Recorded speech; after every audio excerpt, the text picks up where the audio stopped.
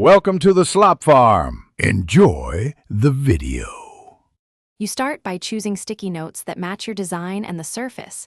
Color, size, and adhesive strength matter. Clean the wall or board with rubbing alcohol so notes stick reliably, and once dry, mark a loose grid with pencil or tape. Use 1/2 spacing for neat rows. Now place the first row at eye level to set the alignment, pressing each corner down to reduce curling. This first pass establishes rhythm, so take a moment to correct any crooked notes before continuing. Once you have the baseline row, continue building the pattern row by row, using a level or straight edge to keep lines clean.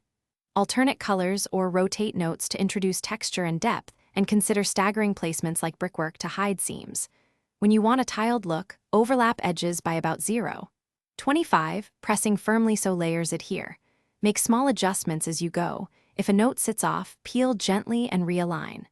Slow, deliberate placement saves time on corrections later. To finish, trim stray edges for a crisp border and add accents like washi tape or small markers to highlight shapes. Push pins give permanence on soft boards. Step back and photograph your layout to spot uneven areas, then fix them by repressing or replacing problem notes.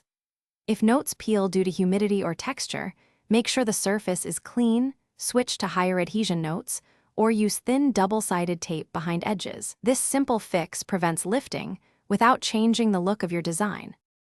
Thanks for watching. Consider subscribing if we helped you today.